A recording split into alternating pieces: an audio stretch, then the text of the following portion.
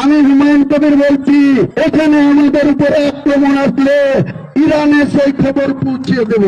মুসলমানরা পুরুষ না, পরিষ্কার করে বলছি। আপনি এখানে শক্তি দেখাবেন, আপনার ভারতবর্ষের প্রধানমন্ত্রী গিয়ে ইরানের কাছে মাথা নত করছে। লজ্জা করে না এখানে বড় বড় কথা বলতে? আমাদেরকে বলছে দেশ ছেড়ে চলে যেতে হবে।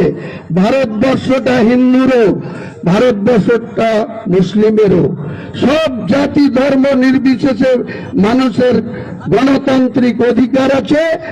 কে কোন জামা কাপড় পরবে, কে কি খাবে, কে কোন রঙের জামা কাপড় পরবে, সম্পূর্ণভাবে তার নিজস্ব অধিকার সংবিধান তাকে দিয়েছে।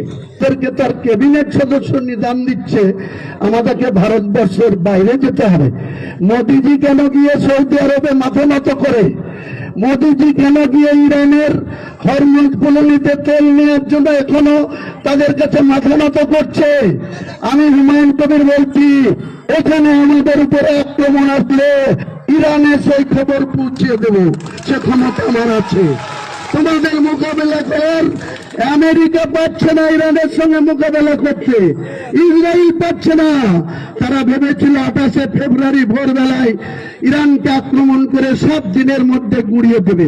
আজকে 6 মাস হয়েছে, ফেব্রুয়ারি থেকে আজকে মে শেষ হতে যাচ্ছে, এখনো ইরান পিছু হটেনি।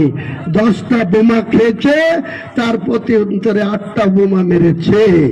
কাজেই আমরা মুসলমান জাতি, আমরা কাপুরুষ না, আমরা কারোর উপরে কোন আক্রমণ করতে চাই না। আমরা এখনো ভারতবর্ষটা হিন্দুস্তান হয়নি, সংবিধান দিক থেকে এখনো ভারতবর্ষ ধর্ম নিরপেক্ষ একটা রাষ্ট্রের নাম। সেই পশ্চিম বাংলায় ক্ষমতায় এসে শুভেন্দু অধিকারী হাতির পাত পা দেখেছে, যেখানে যা খুশি করবে আমাদের উপরে। তুমি যেখান থেকে এমএলএ হয়ে মুখ্যমন্ত্রী হয়েছে, আমি এখানকার এমএলএ, আমি কোনো অন্যায় করব না, আর কোনো মতেই তোমার পুলিশের কাছে মাথা নত করব না, কিছু হটবো না।